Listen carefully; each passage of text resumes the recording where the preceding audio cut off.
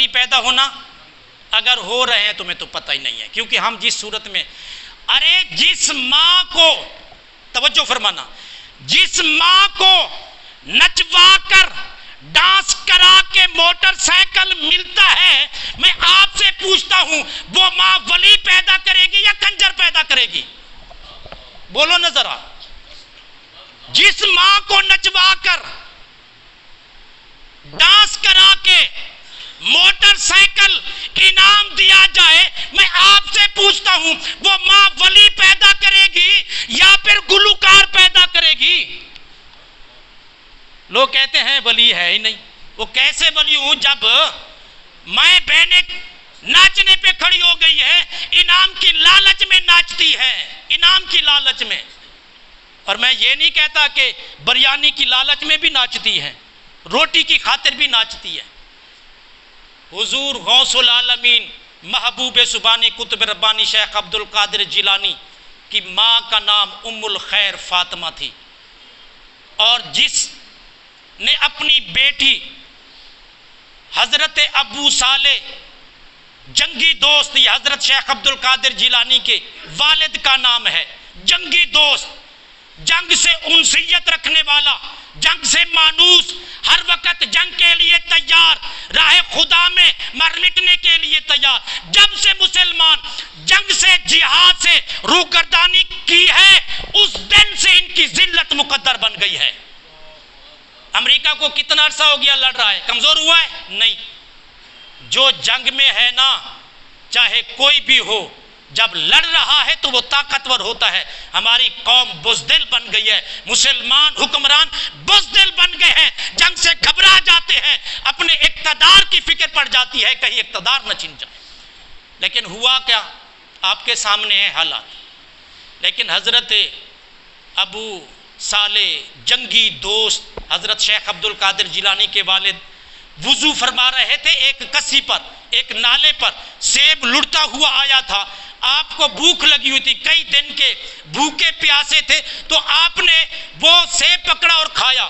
کھانے کے بعد خیال آیا، میں نے مالک سے تو پوچھا نہیں ہے، آپ اسی کسی کو لے کے چل پڑے۔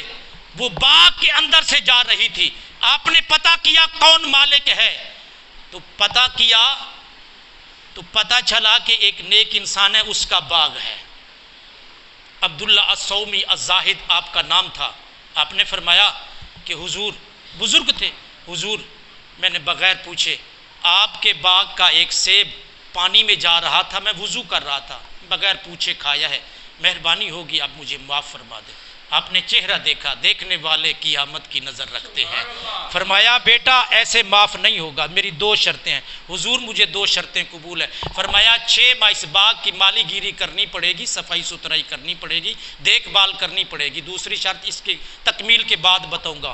6 ماہ آپ اسی باغ میں مالی گیری کی، اور 6 ماہ کے بعد عرض کی کہ حضور مدت گزر گئی ہے، دوسری شرط ہے وہ بتاؤ۔ فرمایا میری ایک بیٹی لولی لنگڑی اور معذور ہے، اس سے شادی کرنی پڑے گی۔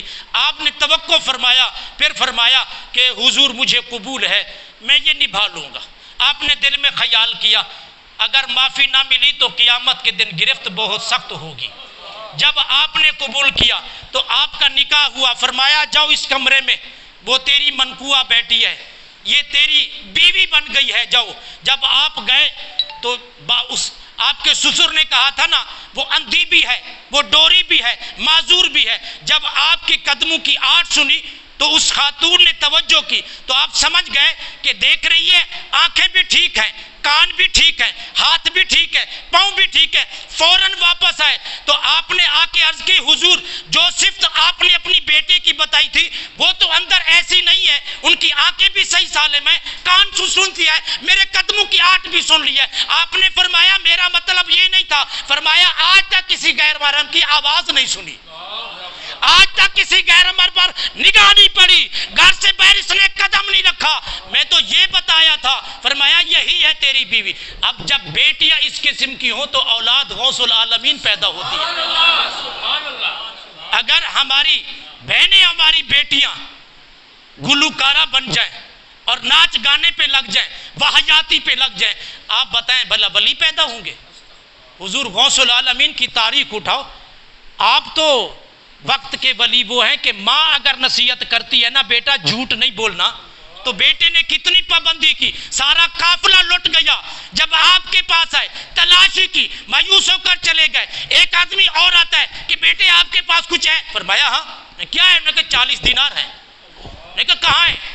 لیکن آپ نے اپنی گودڑی اٹھائی، باسکٹ اٹھائی، اس کے اندر سلے ہوئے تھے سکے، آپ نے فرمایا یہ ہے۔ اس کو پکڑ کے لے گیا کہ بچے کے مال چھپا ہوا، اور یہ نے کہا، سردار نے کہا کہ بیٹا بتاؤ، جب مال آپ کا بچ گیا تھا، ڈکیٹی سے بچ گیا تھا، تو آپ نے بتایا کو نہ؟ کہ میری ماں نے کہا جب میں روانہ ہوا تھا کہ بیٹا جھوٹ نہیں بولنا، سچ بولنا ہے۔ میں نے اپنی کیا ہوا، آپ نے لوٹ لیا تو کوئی بات نہیں، میں نے ماں کی بات کی لاج رکھی ہے۔ یہ ایک جملہ تھا، نگاہ ولی میں وہ تاثیر دیکھی، بدلتی ہزاروں کی تقدیر دیکھی۔ اس ولی کامل کے ایک جملے نے، جس کا بچپن اس طرح ہو، ارے جن کی ماں کی شان یہ ہو، جن کے باپ کا کردار یہ ہو، تو بچے پھر حسبی نسبی ولی ہوتے ہیں، پیدائشی ولی ہوتے ہیں۔ آپ کا یہ جملہ کہنا تھا۔ سردار ان ڈاکو کا کہنے لگا کہ بچے تم نے ایک ماں کا حکم نہیں بھلایا، ہم نے تو رب کے کئی وعدے بھلا چکے ہیں، تو اے بچے ہم اب تیرے ہاتھ پہ بیعت کرتے ہیں، توبہ کی ہمیں توبہ کرو۔ اور باقی چوروں نے کہا، ڈاکو نے کہا کہ اگر ہمارا سردار ڈکیٹی میں ساتھ تھا تو اب توبہ میں بھی ہمارا وہی سردار رہے۔ تو سارا وہ قافلہ ڈاکو کا آپ کے ہاتھ پر، بچپن میں آپ کی 18 سال عمر ہے جب حصول تعلیم کے لیے نکلے ہیں۔ ہم تو 18 سال کے بعد ہم تو تعلیم حصول چھوڑ دیتے ہیں کہ یہ ٹائم ہی نہیں ہے۔ اللہ تعالیٰ کی بارگاہ میں دعا ہے، اللہ حضور غوث العالمین کی عظمت کے صدقے، ان کی ولایت کاملہ کے صدقے اللہ ہمارے حال پر رحم و کرم فرمائے، اللہ سب کی مشکلات آسان فرمائے، اللہ سب کی پریشانیاں دور فرمائے، اللہ ہمارے ملک کو بہتر فرمائے، اور فلسطین کو بہت جلد آزاد عطا فرمائے۔ وآخر دعوانا الحمدللہ۔